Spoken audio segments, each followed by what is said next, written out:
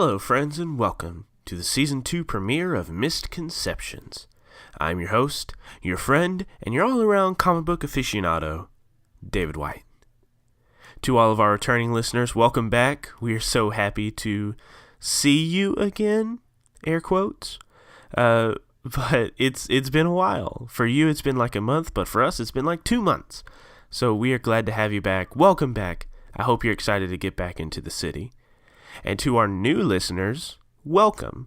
We are an actual play podcast of the City of Mist RPG created by Son of Oak Studios.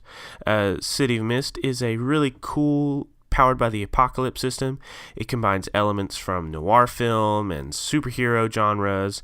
It is a great game. I really love it. It's very narrative based. But, I mean, surely you already knew that. If you're listening to this, you know what we're about. And new listeners, don't worry if you haven't listened to Season 1 of Mistconceptions, because after our announcements and everything, there's going to be a recap of Season 1. You will be able to hear the highlights and everything that happened in Season 1, and it will catch you right up to where you need to be for Season 2. Now, if you aren't interested in that recap, you can skip ahead a little bit to the 15-minute mark and jump right into the action. But before we jump back into it, I would like to give a shout out to our listeners who support us on Patreon at the $2 or more level. First up, I would like to thank Heather Burrow, and that's my mom. Thanks, Mom. I would also like to give a shout out to Christopher Polk. Christopher, thank you for listening to our show, and thank you for supporting us on Patreon. And our patrons give us the ability to do some really cool things in Season 2 that we were not able to do in Season 1. We will have more sound effects, more ambiance. Our patrons have really helped us improve the quality of the show. So, to these 2 new patrons, and to all of our patrons that have supported us in the past, thank you so much for making Season 2 possible. Thank you so much for making Season 2 even better than Season 1. If you would like to support us, there's a link down in the show notes. We would love any support you can get so we can keep making this show even better. I would also like to give an iTunes shout out to a listener who left us a very nice review on iTunes. Not Their Senpai, thank you so much for reviewing us, and also thank you for being the first iTunes reviewer outside of the United States. That is really cool. And I also hope that you find your senpai, or whoever is looking for you to be their senpai finds you. I don't know. I don't understand the Not Their Senpai. I don't understand your username. But hey, good luck with it. And that is everything for me. I'm so excited to get back into the city. I'm glad that you are here, new and old listeners alike. So let's go ahead and get into it. It all started in a bar. 4 separate destinies bound together by fate. Bill, an enforcer for the local Golden Flamingo Casino, imbued with weaponized tattoos, and forced into employment in return for the souls of his wife and child. Faye, an elementary teacher with a mystical connection to nature and visions of a long-lost love. Rin, an up-and-coming software engineer who had suffered a mysterious car accident as he was investigating strange happenings in the city. Esther, a faithful daughter who keeps the memory of her father alive by running his bar, but also uses a magical ring to investigate her father's sudden and suspicious death. They all came to Morty's bar for different reasons that night, and found themselves swept up into investigating a mysterious new drug that caused those that took it to turn bestial and violent. Using their combined wits and might, the thrust-together alliance found the drug dealer and captured him. He spoke to them of a coming holy war, but before he could be interrogated further, he was killed by an unseen sniper.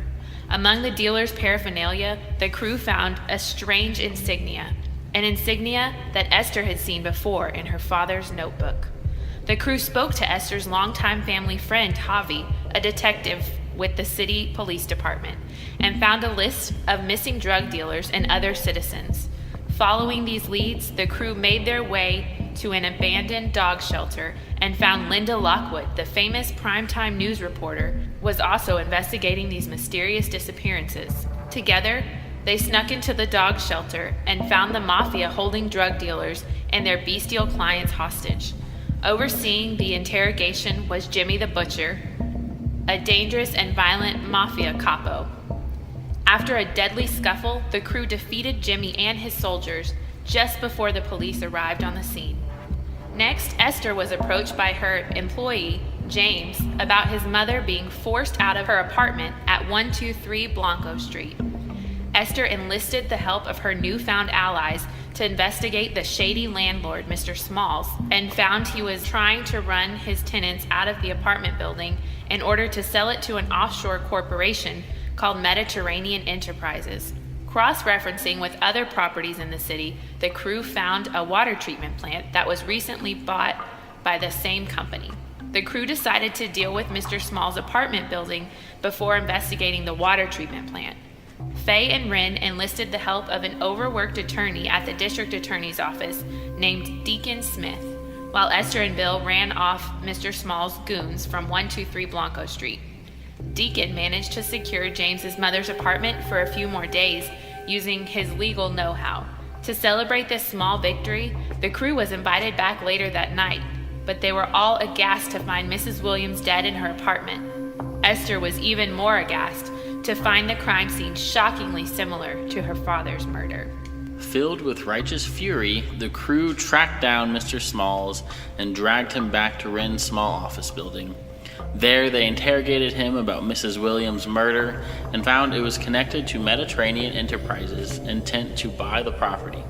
The crew decided they needed to find out why the offshore corporation was so focused on buying properties in the city. So they went to the water treatment plant. Waiting for nightfall, the crew infiltrated the plant and found a hidden downstairs facility that was collecting mist from an ancient stone well in the middle of the room.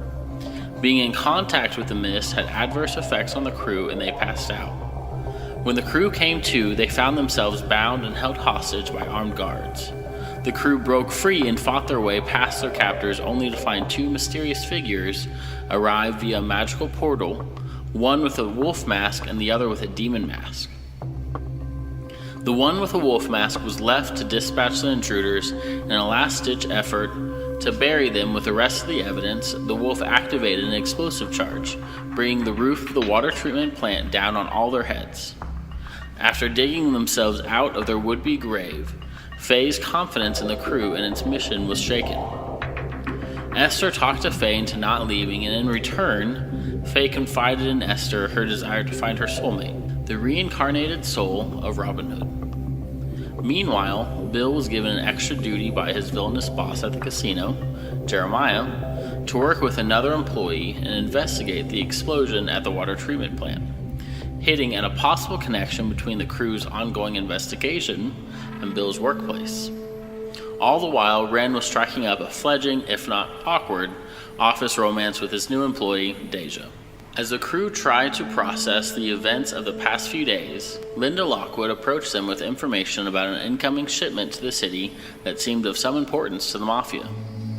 An uneasy alliance was struck between the crew and the abrasive Linda in an effort to get to the bottom of the city's conspiracy. Following Linda's lead, the crew went to the harbor to intercept the shipment, but their plans were set askew by the sudden appearance of Jimmy the Butcher and his men.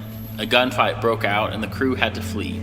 As the crew laid low for the next few days, they heard reports of grisly murders all across the city.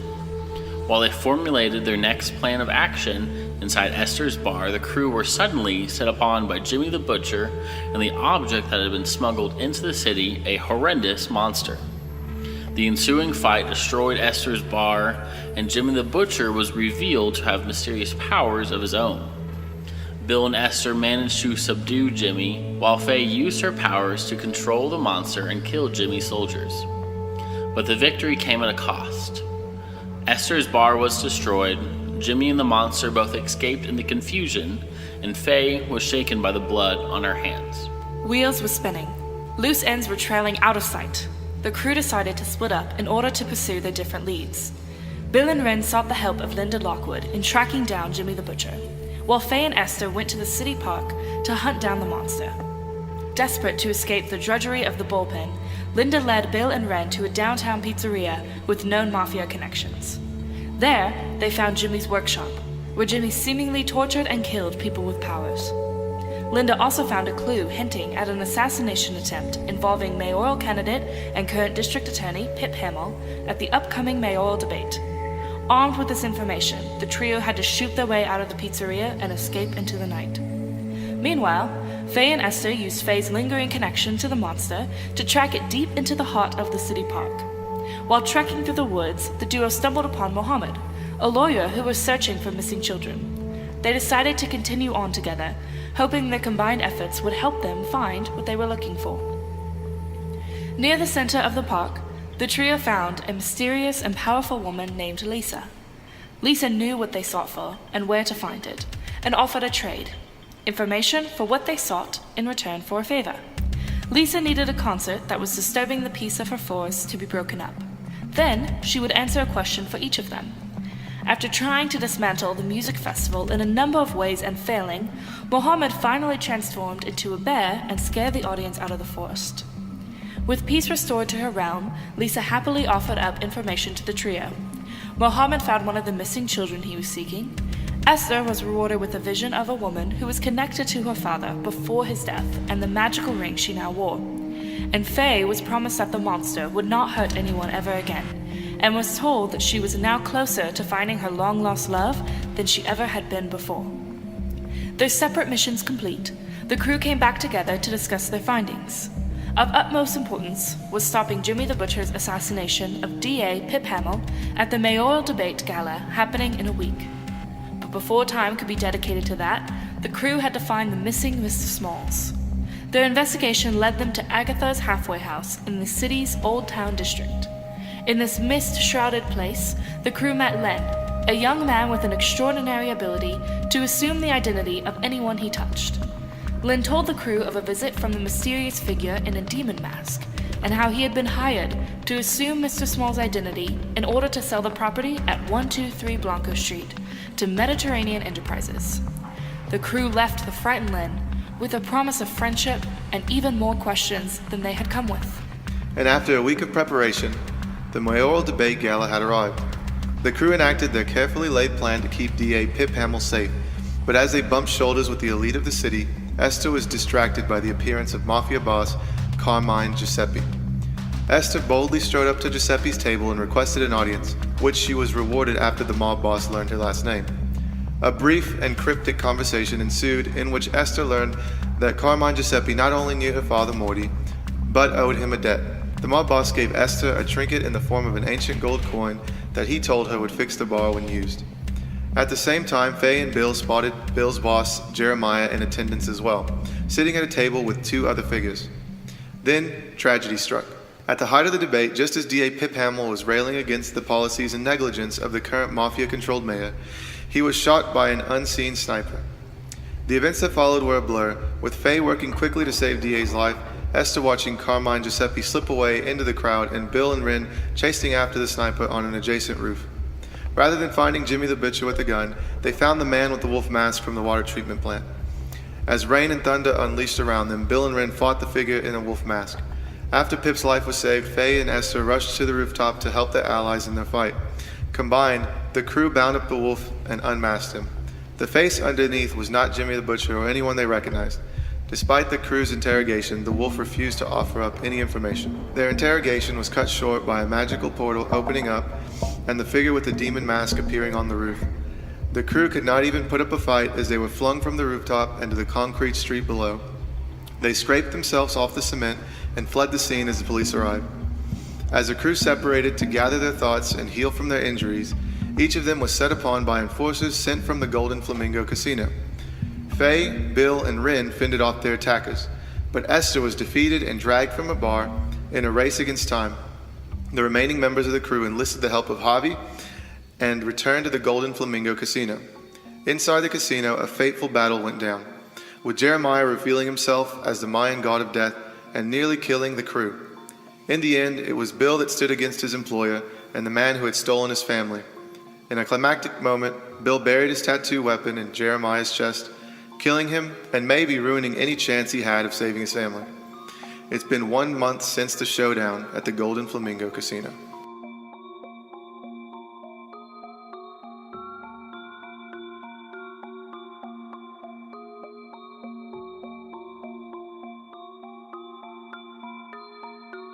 The city, a mashed up combo of the old world and the new, of the mundane and the mystical.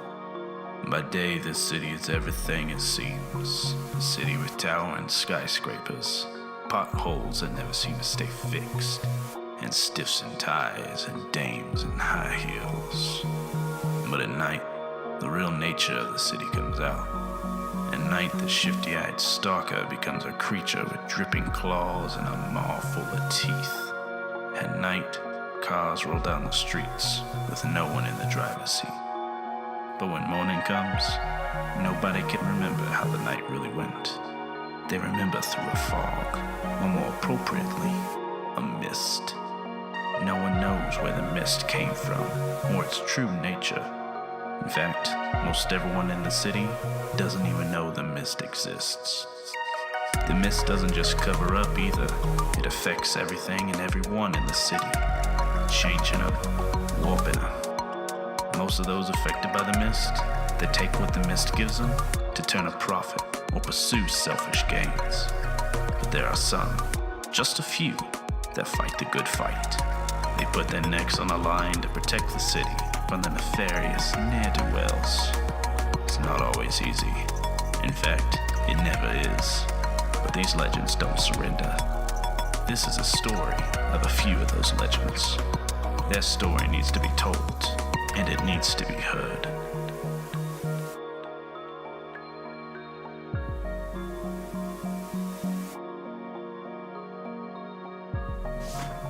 Woo!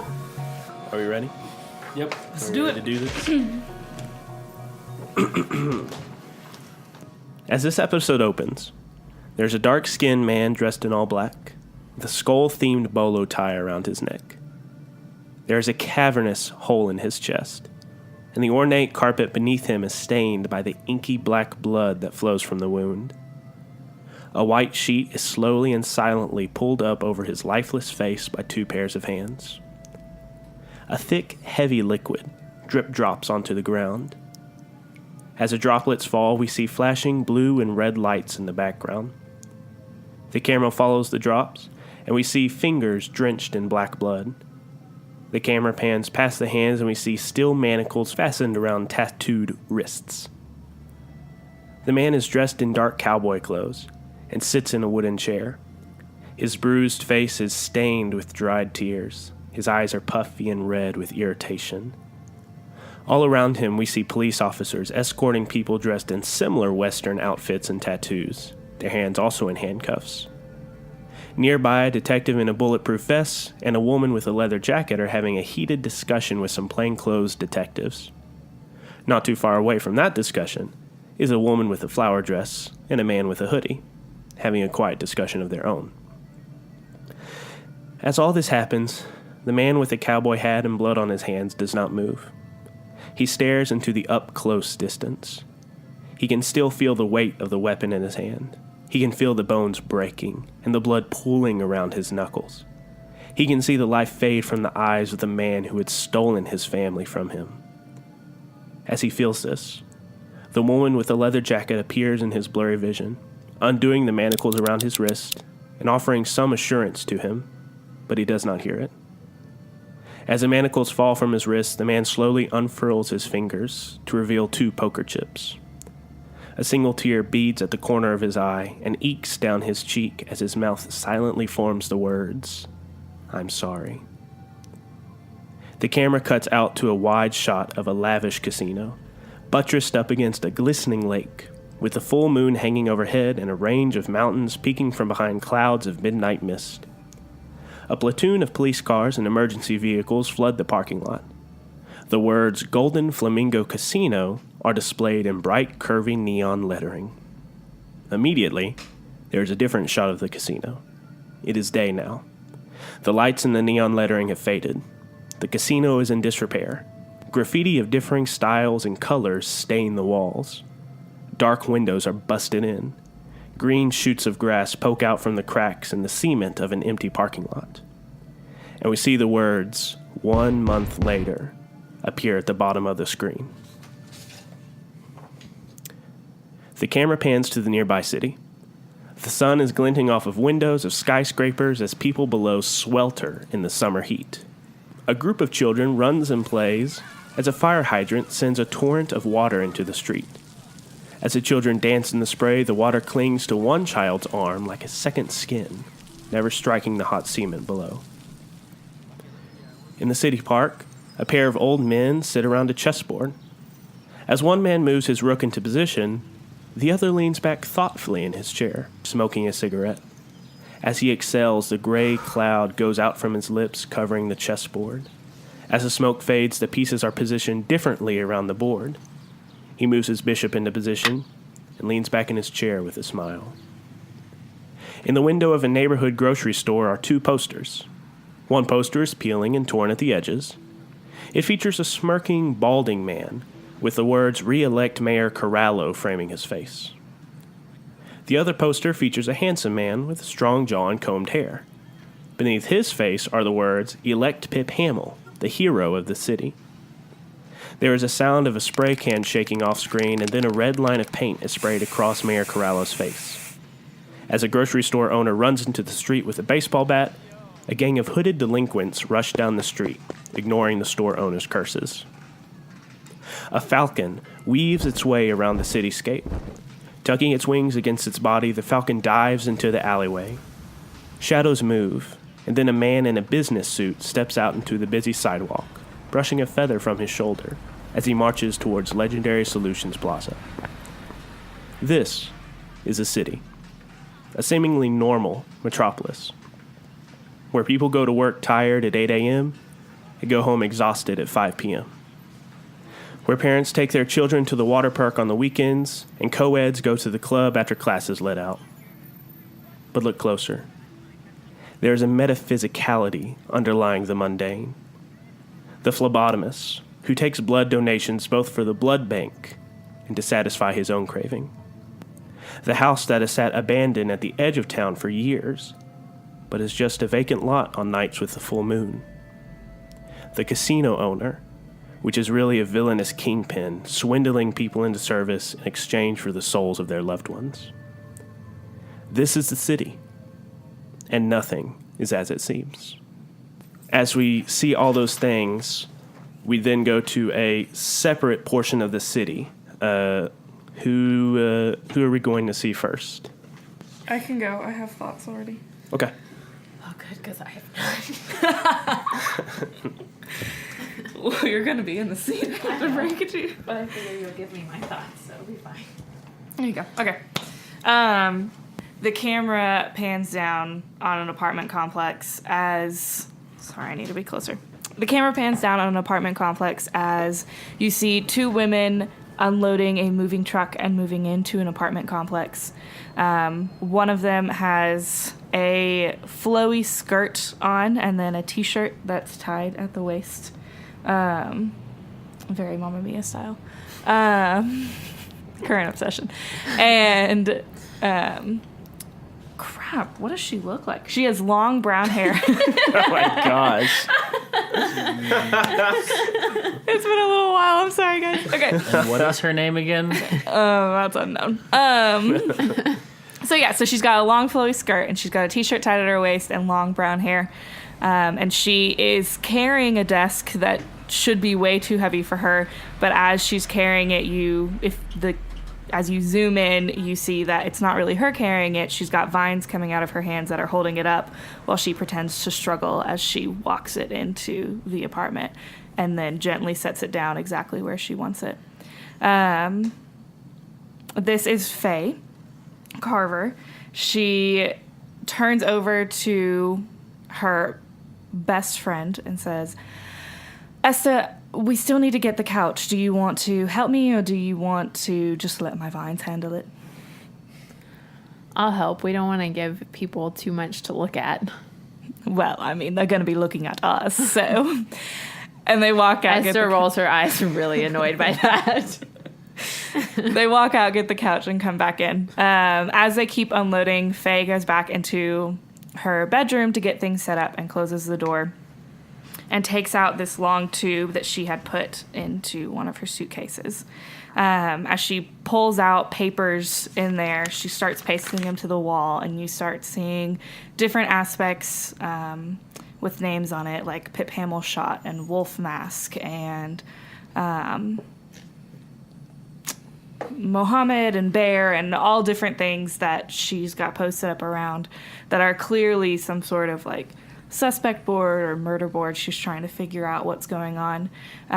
It fills a whole wall with all of the details she posts up there, and then you see her nod at the wall, and vines and flowers roll in and cover the wall, so that when you come in, it just looks like a wall of beautiful flowers, which are pretty typical. And then you see her set up her pots of plants. You see her set up her potted plants at her window and head back into the living room to get things set up. Okay. Actually, as you are setting up your potted plants, you take out one. It's a small ceramic pot that was given to you and painted by one of your students. However, it's cracked. But even with the cracked lettering, you can see in very childish handwritings, to Miss Carver, best elementary teacher ever. And as you're smiling at that, suddenly you flash. You're in a different room, your old apartment. Everything is where it should be. Everything is as it should be. And then we see you flying across the screen. You crash into an entertainment center, sending all these things scattering to the ground. You get up, you're panicking, you're covered in lacerations and cut. We see a woman jump over the couch, and she has these combat boots and fatigues and this dragon tattoo on her arm. And then you flash out of it. As Faye flashes out, she is hyperventilating and says, okay, five senses. Okay, 5 things I can see, room, flowers, vines, things I can hear, things I can touch. Okay, comforter. Okay, my hair. I can feel my shirt on my skin. Okay, I can do this. And then she walks back out. Cool. Is that actual technique? Yeah. Okay, cool. Yeah, it's actual therapy technique. It's really useful. Okay. The camera leaves Faye's apartment, pulls out, goes down the street, weaves its way through the busy suburbs and everything, and then what do we see? You see an unassuming house in a neighborhood with an old blue car parked outside. Is my car blue? Dang it. We've changed it so many times. I don't know. With an old Plymouth parked outside. Oh, God. And you make your way through the blinds to see a man sitting down with reading glasses on, pouring through pages of interesting-looking glyphs. He lifts up a cup that has some hot tea in it, sips it, and just keeps pouring over the book meticulously. Then you flash back, and you're in the same corner of the house, and somebody comes through the door, and it's the same man, but he is much different. He's crying. He's moping. He just goes straight to his bedroom, lays down and grabs a bottle of something and drinks it. Next day he wakes up and he drinks some more, and he lays down some more, and he drinks some more. He just goes back to sleep. And this happens for a solid week. And then one night, the man wakes up in a sweat, and something has changed. You can see it in his face. You can see it in his eyes. Eyes that were once dead, but are now eager and almost hopeful. He's giddy and he's smiling, and he gets up in the middle of the night and he begins cleaning his house and throwing away empty cans and getting rid of bottles and just being productive. And the following day he goes out and he comes back and he has just a bunch of books very odd books, and he just starts reading. And halfway through, he realizes he's having a hard time reading. He comes back with some glasses, and then he continues reading, and then we're back at present day. He's like, what does this mean? I don't understand this. He takes off his cowboy hat to reveal a thick head of black hair, unlike his real life counterpart. No. And he runs his hand back through his hair, kind of massages the back of his neck, and throws his hat down in frustration. Then all of a sudden, that's it! And he slams the book closed, and he runs outside, and it looks like a cloud's coming towards him. That's the scene. All right, and then the camera zooms away from the suburban area, and where does it take us next? So it's kind of like the month passing. You see Ren go back to his office after the casino fight, and he goes back and he's just sitting in Deja's chair, because it's the one that's facing the entire office space, and it's just like has his head in his hands, and is like, what am I going to do about this? And you look through the office, and there's tears in the carpet. There's burn marks from his gun. You're looking at the walls, and there's like dents from him being thrown against the wall. There's dents from the two goons being thrown against the wall. And so he just sits there, and he's thinking about what to do next, about how he doesn't have the money to pay for this. And so, it flashes forward a few days, and you see him excited. He figured out that he could do this on his own rather than paying for it, and he rips up the old carpet and throws it out in the dumpster, and then rolls out this new carpet that's flashy, and it's this black and white diagonal pattern or something. And then he's fixing up all of the old walls, and he's looking on YouTube and seeing how to fix them so he can do it himself. And then he does it, and it just doesn't work. So he looks at YouTube, watches another couple videos for several hours, and both Pablo and Deja are just bewildered, staring at him while he's researching in his office. And he's fixing all these walls, and then it flashes to present day, and he's standing on a ladder and is putting up just cheap decor on the walls to just to cover up the burn marks, to cover up the burn marks because he couldn't fix it. And so he's just putting up decor in just random places to cover up the burn marks and the holes in the wall. And they're just horrible paintings, but he's just placing them on all the walls, and they're all in random places. Yes. Can one of them be that kitten on a branch that says hang in there? Yes, on his door, because there's a giant punch hole in the door. There is a kitten thing that says hang in there. And then in his office, he's actually got a kitten calendar. Where he's got the mark for the day for today of hanging out with the crew or something written in. Okay. And as you are adjusting this final piece in your office and up on your stepladder, your two employees walk in, Pablo and Deja, you've already mentioned. Pablo is a man of Hispanic descent. He has kind of a close shave. He's wearing sweatpants and some sort of plaid shirt. It's a little untucked on one side and then tucked in on the other. And then next to him is Deja. She is a dark-skinned, beautiful girl. She has her hair pulled back, and she is dressed, unlike Pablo, very professionally.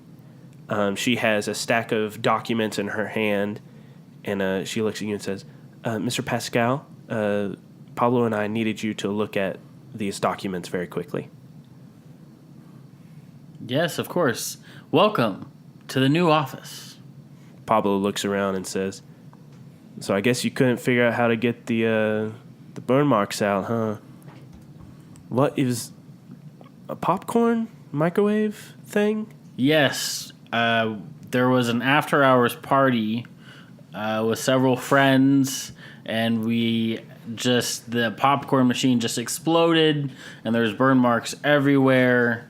My friend Bill got just horribly plastered and just started punching walls for some reason. So,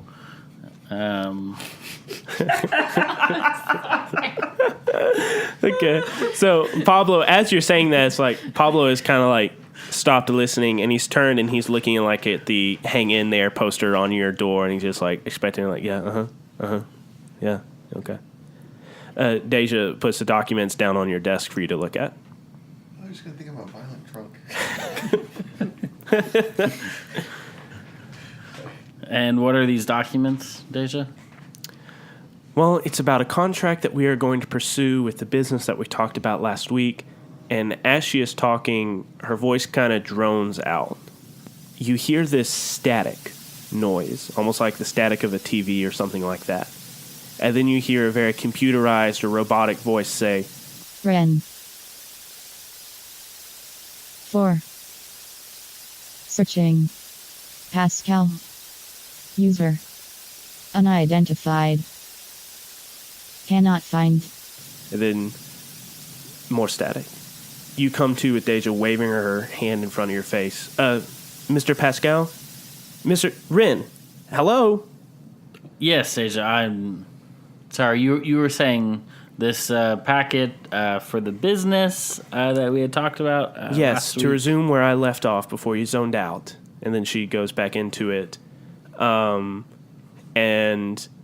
you listen to her. She gives you the details, but what just happened kind of sticks with you. And then the camera leaves this small office building, goes down to a place near the docks, and what do we see there? You see a bar front, clearly a new sign, says Morty's Bar. It's all black on the inside, no lights on or anything. And then if you, I'm not good at descriptions and things, but anyways, if you go to, the camera goes to the back of the bar, and you see a black SUV pull up, but there was already a vehicle, an unassuming vehicle sitting in the, the parking space behind the bar. Okay. Esther steps out of the vehicle. She's in jeans and a black t-shirt. She knocks on the window of the car next to her. The window rolls down and you see Javi. You can't just be here every morning when I get here. You have to go back to normal. I have to go back to normal. Javi is an older gentleman. Think maybe late 40s, mid 50s, somewhere around there. But he has his hair combed back, is black, speckled gray. He is wearing, I guess, just a collared T-shirt. You see a badge sticking out of his breast pocket. He is holding a coffee, and he tilts down his sunglasses to look up at Esther. Well, my shift hasn't started yet, so here I am. Well, are you going to come in with me to look over everything? Sure. He opens up and goes inside with Esther. He steps inside before Esther, and he kind of does his thing that he's been doing for several weeks now, as she's been preparing the bar. He does a sweep of everything to make sure that there's nothing out of the ordinary. Esther's flipping on lights behind him and everything. They're coming through like the kitchen. She goes to the front and she flips on the lights, and she opens a box that's been sitting on the bar, and it's got all the prints of the new menus and like table tents and all that kind of stuff, and she begins putting them out. Hobby sticks around for a little bit and they make small talk, and then he has to get to his shift, and so she continues getting things ready for the grand reopening. As he's leaving, he says, "Esther, this is great. You're really making this bar your place." He looks at everything one last time. Morty would be proud. All right, I'll be back tonight. He puts on the glasses, hugs and kisses and all that gooshy stuff, and he closes the door behind him. And as he is closing the door, you see this old, not necessarily jalopy, but like an old beat-up car just pull up. There's a license plate on the back that says LILJON, and it's kind of like almost falling off a little bit. But the door opens up, and James, your employee, gets out. He is dressed for work. He has his black pants, black shirt, an apron on. He's kind of tying it around himself, and he walks around, and the window rolls down, and we see a Middle Eastern man with a big, thick beard. He is built very muscular, and he looks at James and says, "Hey, you did good today. I'll pick you up tomorrow." And then James looks at him and says, "Yeah, thanks, man. See you tomorrow." And he walks in, and Muhammad gives Esther a brief wave and then drives off. And James walks in and finishes tying his apron around his waist and says, "All right, AA meeting went good today, boss. I guess let's get ready to open tonight." I'm glad it went well. Let's start getting things ready. I got a couple boxes in the back if you want to get them and help finish setting up. Sure thing. He walks on through, and you kind of satisfactory, like, put your hands in your pockets and just kind of look at everything. And as you do, you feel something touch your fingers in your pocket. You run your finger along the edge of the misshapen coin. You kind of pull it out and hold it in your fingers. It is not freshly minted. It seems to be some ancient coin, so it's a little misshapen. It's not perfect. It has some sort of Arabic writing, old world writing on it. You hear Carmine Giuseppe's words flash in your head. "I knew your father, and I owed him a favor." And then the voice fades away, and you look at the coin a little bit further, and then you stick it back in your pocket and move on to get things ready for tonight. So, the night rolls around. Morty's Bar is having its grand reopening about a month and a half after the huge fight happened and everything was torn up, and Esther had to begin rebuilding her bar. And she has sent you invitations. Knowing Esther, well, I'll let you describe it. How were the invitations sent? I'm assuming that they were actually just sent out to the three. Sure, yeah. So, Faye received hers as a note that was left on the fridge. Okay. Like a sticky note or something stuck on there? Okay. Yeah. It was a sticky note. She drew a flower on it. To draw her attention to it, because she only pays attention to flowery things. Sure. Ren got it in an email. Okay. And she actually sent James to hand deliver it because she knew that was the only way that it would actually get to him, because she's assuming that he's not actually stepping outside of his house to check his mail. So. Okay. Fair. Okay. I thought you were just going to say you texted everybody. No. Okay. All right, so night rolls around. Esther, you are standing ready. James is kind of standing a few feet behind you, proud and nervous. You have your thumb on like the little rotating dial that turns on the neon open sign in your window. James gives you the thumbs up. Let's do it, boss. If you're looking closely, you can see that Esther has like a flower ring on. that's really out of character for her, but Faye insisted that she wear it for the grand reopening. And do we see any other rings on her hand? You do. What kind of ring do we see on her hand?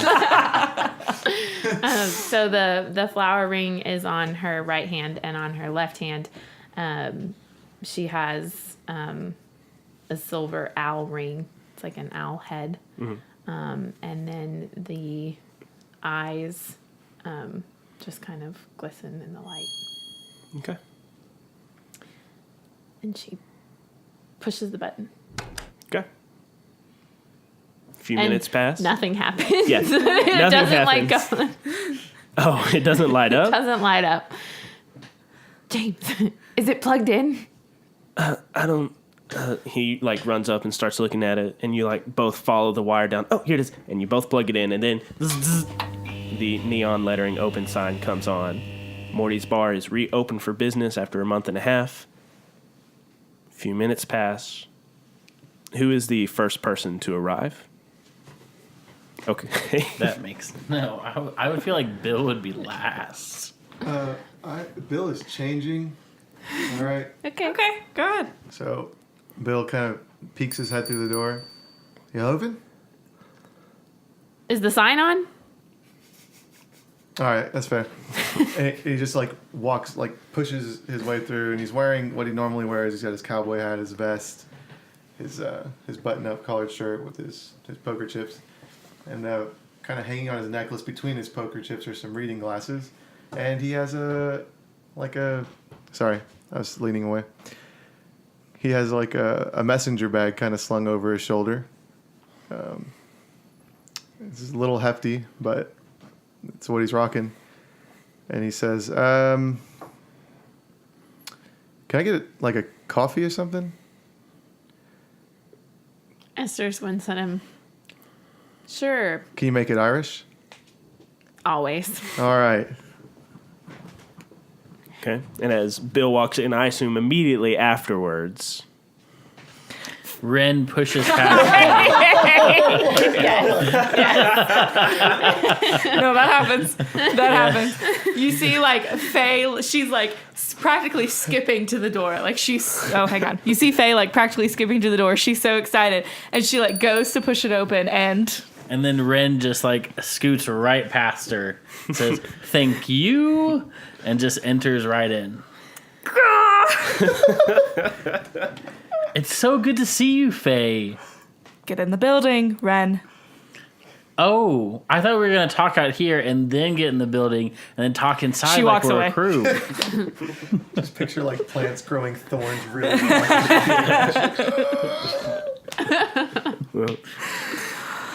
Okay, so Faye pushes past Ren and skips in. Esther, it looks so good. I mean, I've been coming, obviously, and seeing it, but the neon sign is lit up. And she, like, walks around behind the bar and, like, gives Esther a huge hug.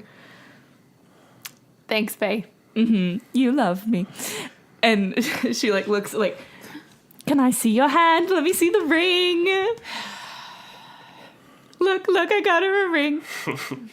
That's very. We're official. I mean, it's 2018.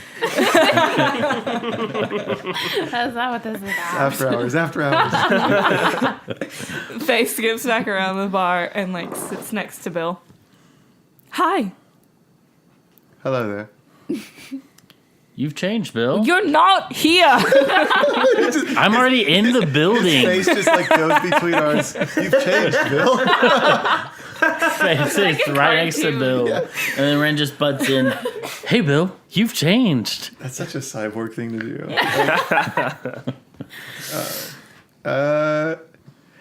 Yeah, I mean, I'm still Bill. Yeah, maybe. Yeah. I guess. You're drinking coffee.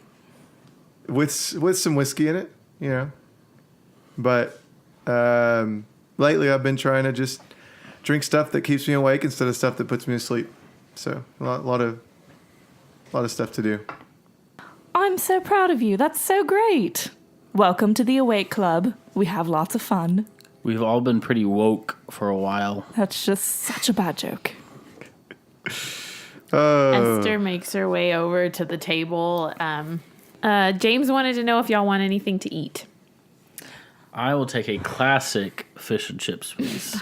That's what I was going to order because I actually eat fish and chips. In real life, though, you would never eat fish. This isn't about real life.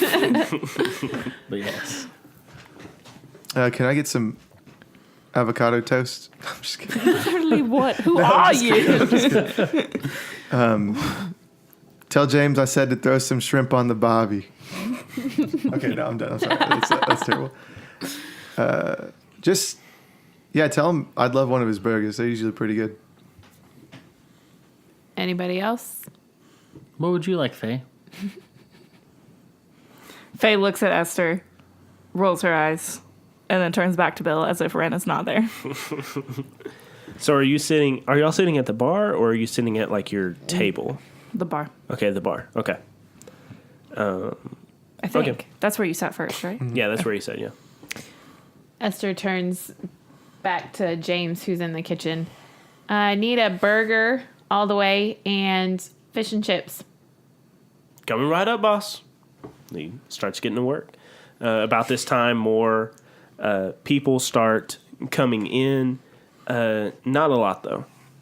Some people that came whenever your dad ran the place, things like that. Maybe a handful. So less than 5 people are coming in. They go sit at different places. They order their food. They order their drinks. They get to eating. Kind of quiet for a grand reopening.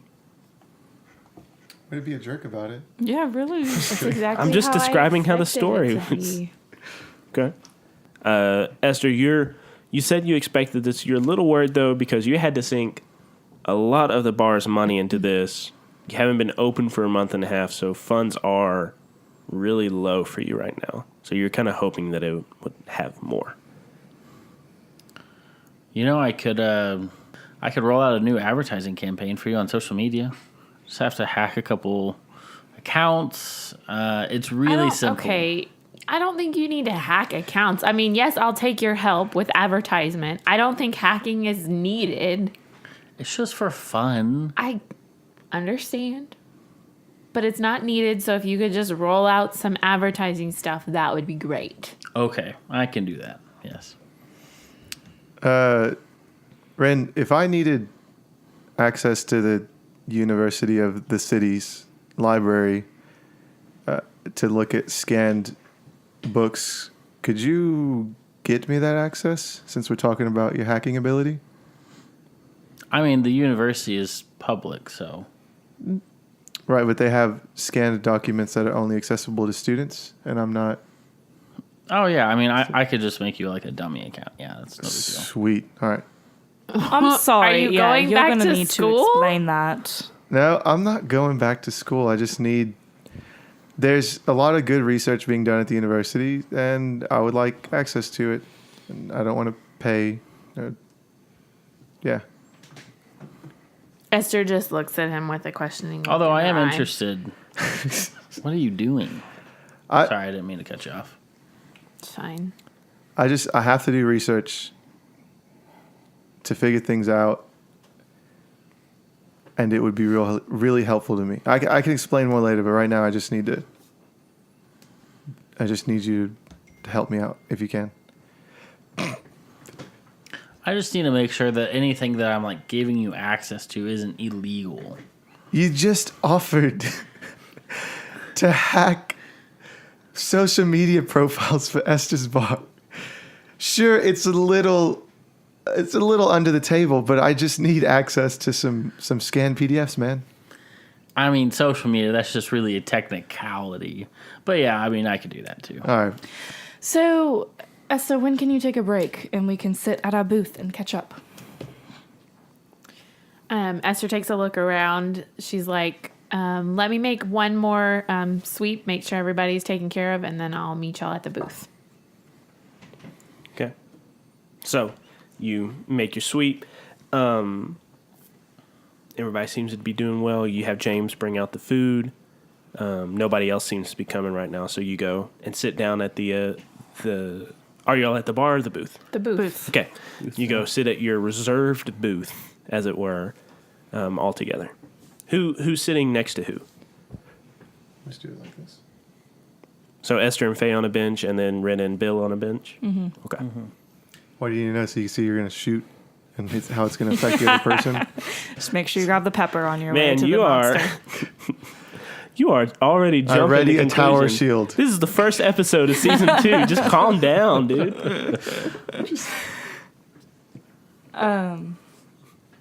So we haven't really talked about what happened. Excuse me, we're trying to do a podcast here. Would y'all mind not pretend shooting each other? Sorry. For those that cannot see what's going on, David and Jaime are shooting each other. We're not Finger doing it guns. anymore.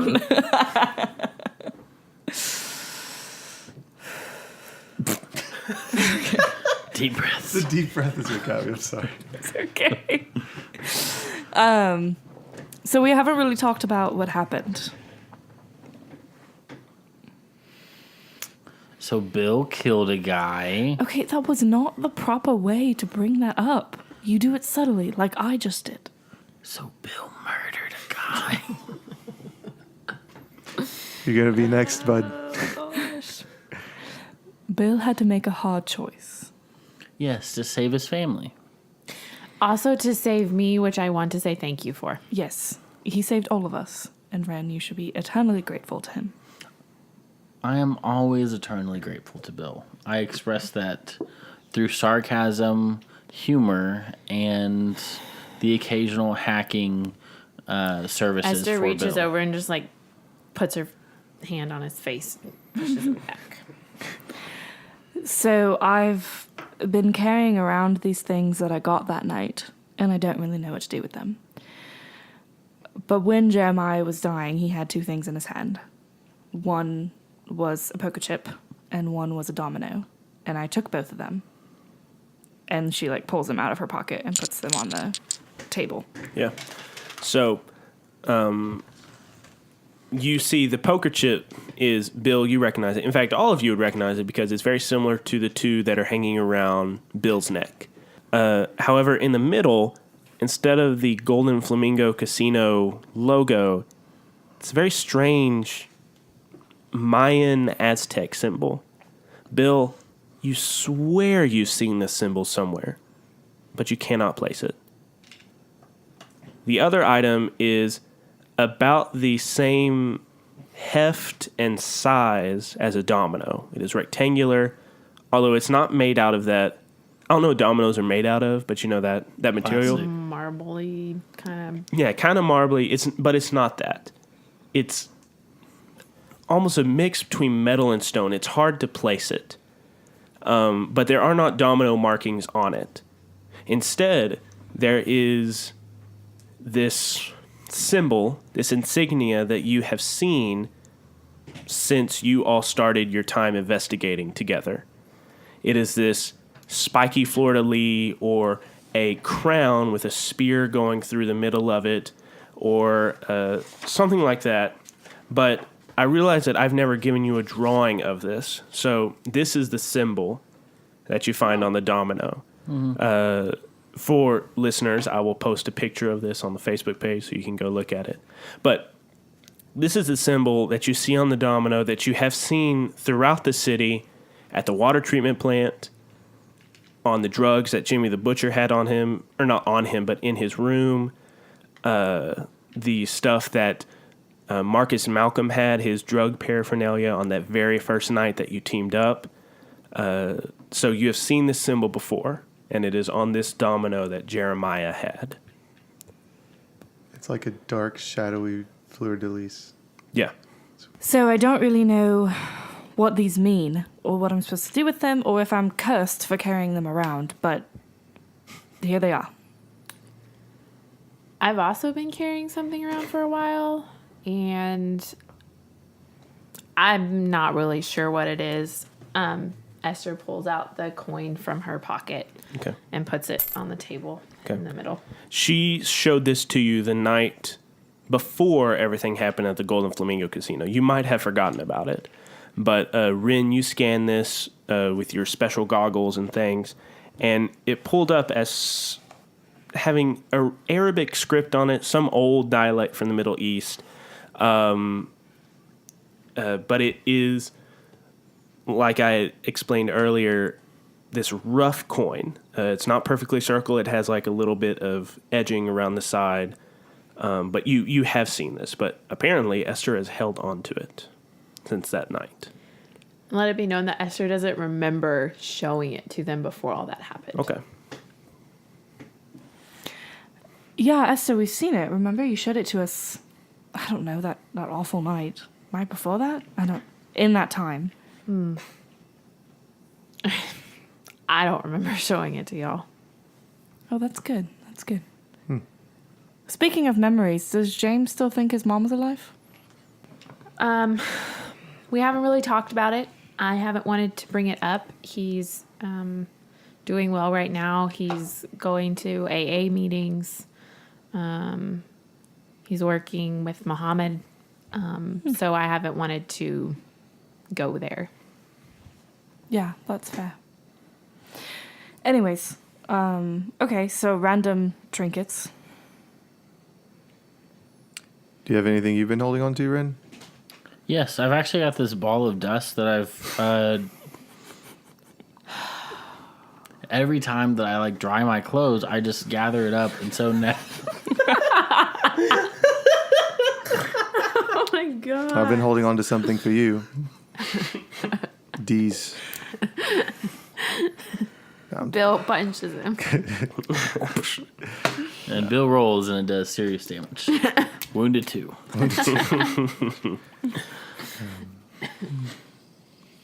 No, nothing of value to this crew. Cool. Well, I'm going to take a picture of these things with my cell phone because I'm tech savvy. Has he ever had a cell phone with a camera before? He has a flip phone. Does he still have a flip phone right now, or is now something different? Now, is it something different? No, it's still like a Nokia, but it has a camera. It has a weak camera. So he pulls it out and Like a half a megapixel. Are you sure you can see it on that? I can see it fine. I've got my readers. Your readers? Yeah. Like glasses? Do you not see the Oh, I'm reading glasses? sorry, no, I didn't. Sorry, I needed reading glasses to see them. But I refuse to put them on next to Ren because then I'll have to see his ugly mug up close. I'm not ready for it. Wow. Hey, we're doing this. Okay, but that doesn't mean anything to you? I mean, sorry, bad memories, but you worked there. Does that mean anything to me? I mean, that's like, Just what I told you. you didn't say anything. You did like a 5-minute spiel. Yeah, the poker chip. It is familiar to you, but you cannot place the symbol in the middle Oh, they of still the don't know what Aztec the poker Mayan chip design. is. Yeah, they don't know what the poker chip really is. Okay, what about the domino? The domino you've never seen. You've seen that symbol before, but you've never seen this domino. What about thing. the coin? I mean, she showed it to you, but you don't know what it is. Okay. Well, I'm familiar with the poker chips. They're used to store souls. What do you mean souls? Not the kind that are on the bottom of your shoes. So like human souls? Ooh, pick me. I know about it. It's really cool. Okay, Well, well we bad. picked Bill already, so I forgot. Rin has seen Yeah, he has. it, maybe not used to its full effect, but he has seen Bill threaten somebody with it. Yes, human souls. Jeremiah needed people to pay their debts, and if they couldn't pay it with money, well, they gave everything else they had. You have poker chips. Mm-hmm. Like on your necklace? So you're carrying around people's souls? Yes, it's my wife and son.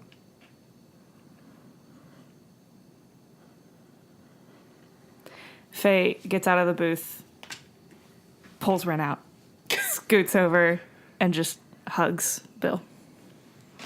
Meanwhile, Esther was shoved out because Esther was sitting on the outside. And then That's fine. Ren awkwardly leans over to Esther and attempts to hug her. And Esther just pushes him away. And Bill just We're kind not of in that moment. Bill just kind of like does like the pat, like the shoulder pat. Like, thank you, I appreciate this. The awkward. But he's shoulder awkward. pat. Like he's just. I don't know how my wife would feel. I'm just kidding. It's okay, I have a long lost lover, don't worry about it. Okay. So as you are having this scene, the people that are there kind of leave once their food is done.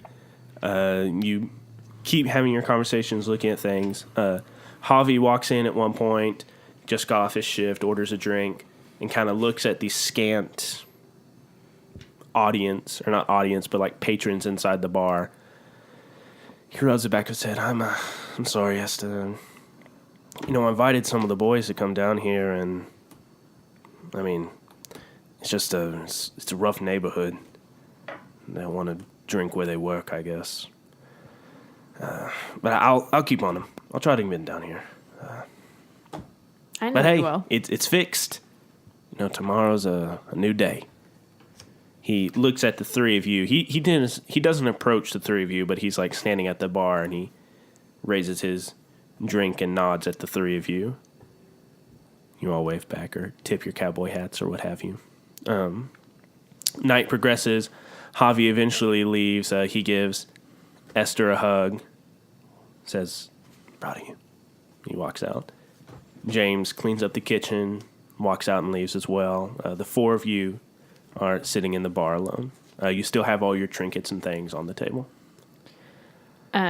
After James has left, Esther double checks the front door to make sure it's locked and everything. Mm-hmm. It is. And goes to the back and goes ahead and locks that as well. And then comes back to the group. Okay. Obviously, we have a lot of things to talk about. And now that it's after hours, we can talk about it without all those pesky civilians around.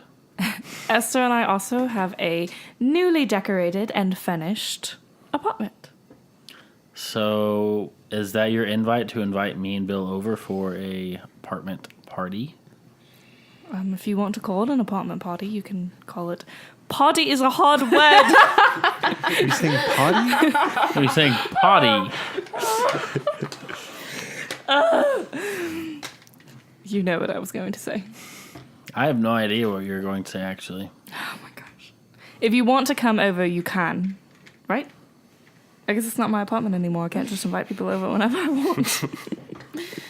Oh, I mean, it's fine. Oh, great. She seems really sure about it being fine. I mean, I just assumed that's what was going to happen. I have a question. Who is like, is anyone holding the trinkets or like messing with I them? took the coin back and put it in my pocket. Holding the domino still. Okay. So, Bill, Like as you're, absent-mindedly, I'm just like, as you're holding the domino, just absent-mindedly manipulating it, you run your thumb across the symbol. It is engraved. There's an indent where it is. And as you rub your finger across it, it starts to glow. And you don't even notice it, but and then it like catches in the corner of your eye and you look down at it and the domino's glowing. Bill kind of looks around.